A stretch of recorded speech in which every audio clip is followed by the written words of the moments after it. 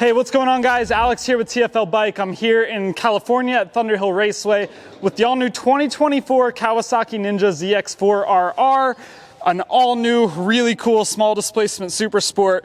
Very soon, obviously, I'm in my full leathers. We're gonna have a full ride video, full review out on the racetrack with this bike, but for now, I figured I would give you a little walk around, show you what it's all about, and show you some of the features. And in case you're curious, we are under this big awning right now because the sunlight is directly above our heads. It's like noon. I'm dying of heat in my leather suit, and I think the bike looks pretty good under this shade too, and some softer light. So yeah, we're gonna do it here. I'm gonna grab my phone because I am horrible at memorizing numbers. That way I have some notes to go off of. And yeah, let's just talk about this all new bike. So really, it's in a class of its own. There's nothing that this really competes with right now. And that's because Kawasaki made a small displacement 400 with an inline-4 engine that screams to the moon. And that was something that was really popular many, many years ago, before I was riding motorcycles or could even think about riding motorcycles. And they decided to bring it back. Apparently it was a passion project of one of the Kawasaki engineers. And yeah, you'll have to stick around for the full ride video for, all the details on how it rides. But after my first couple sessions, it is an absolute blast. So 399cc inline-4 engine. It is an all-new engine. They didn't steal this or borrow this engine from any other model. They developed it specifically for the ZX-4RR. And Kawasaki doesn't put out a horsepower figure. They do tell us torque, which is 26.5 foot-pounds of torque. And some other publications have published some horsepower figures, and they say it's around between 77 and 80 horsepower. So quite a bit more power than something like a Ninja 400. Of course, that number is not confirmed by Kawasaki, but it seems pretty accurate to me. And yeah, RPM, or red line, is right around 16,000 RPM. So it is a true inline-4 super sport, which is really, really cool. Let me, right away, I'm sure you've heard some of these bikes in the background, but let me start this up for you. Kill switch is right here. Just give you a little sound test. Stock exhaust.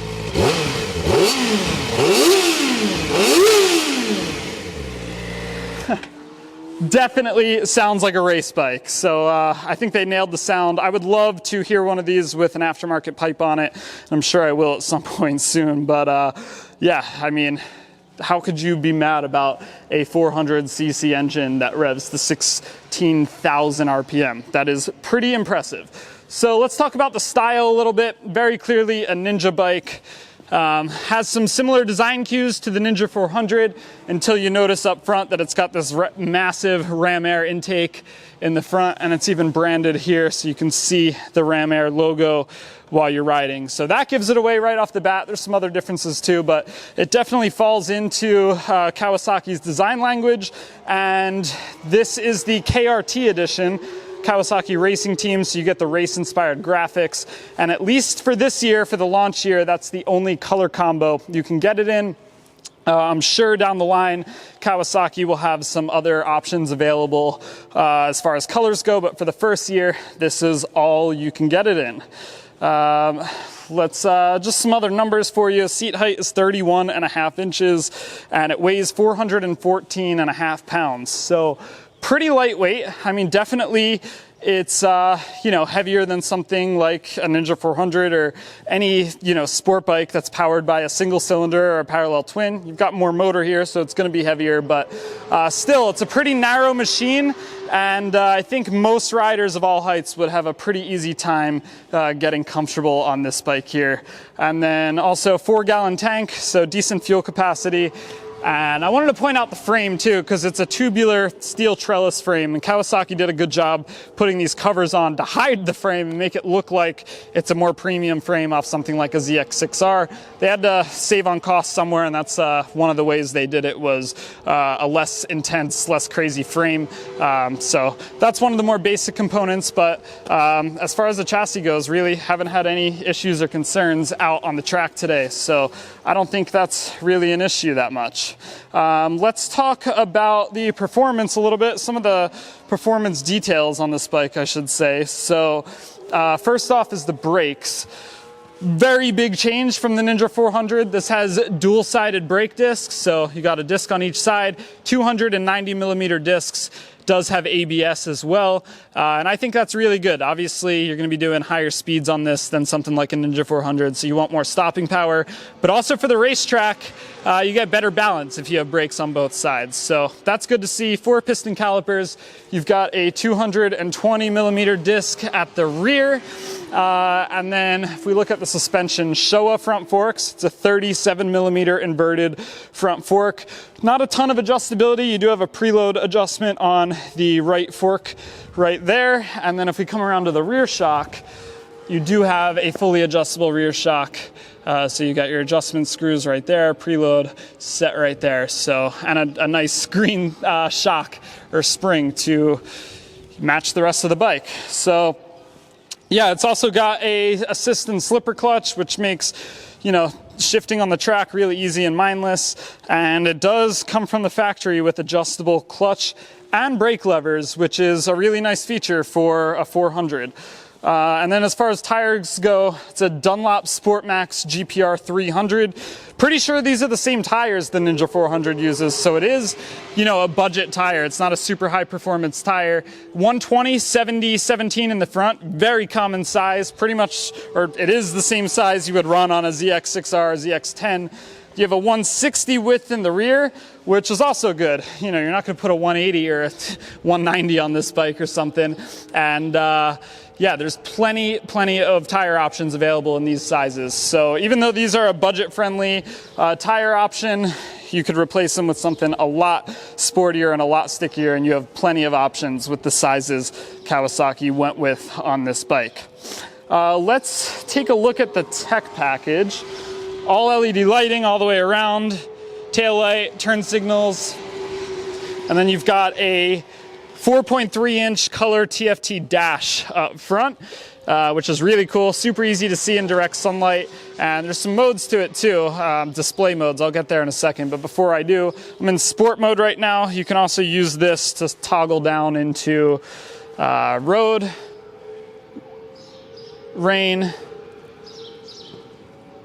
and a rider mode. And rider mode, so the first 3 modes will universally adjust your power and traction control together. Rider, you can set those separately. So if you hit this adjust or the select button here, power starts flashing.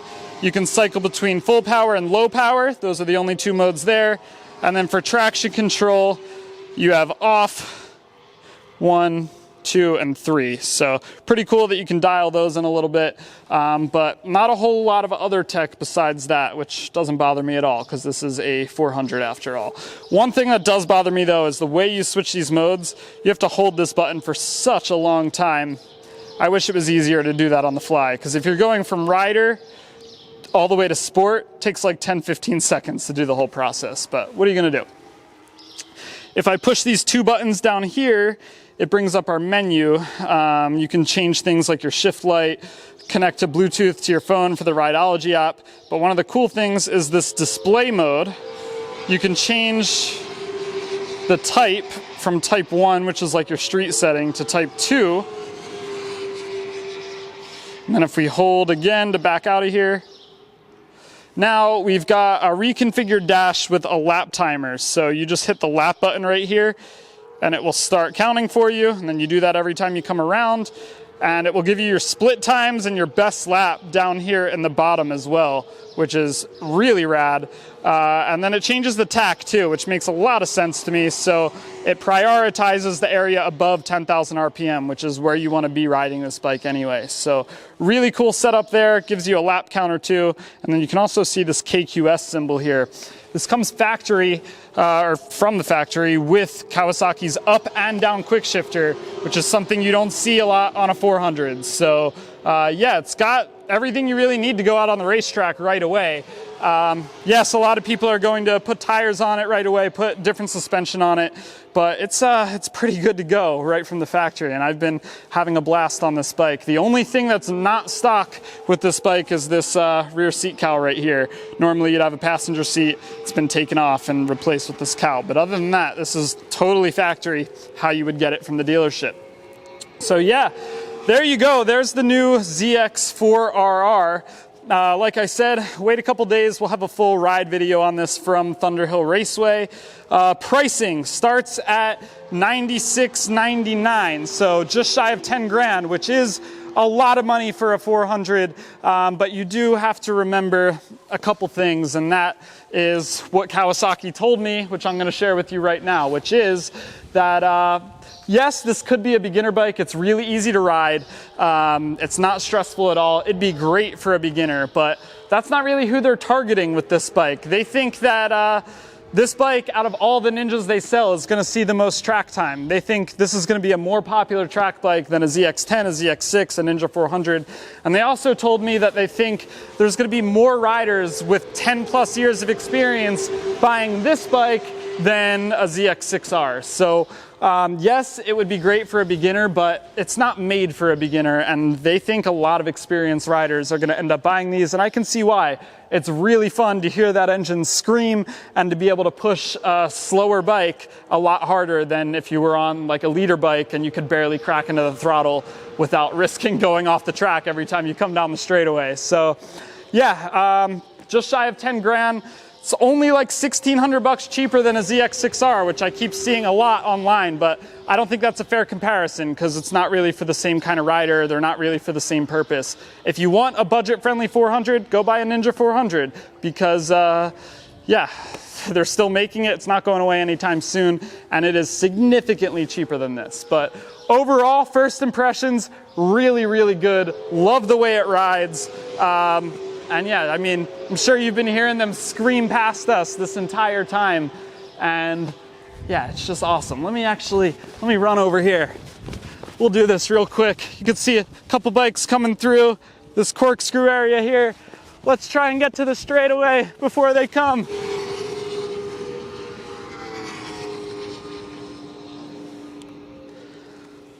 So yeah, little bikes just purring along. I'm having a blast here. And this bike is just too much fun. So let me know if you have any questions on it in the comments below. Stay tuned for the full ride video. Check out alltfl.com so you don't miss anything. Catch you in the next video.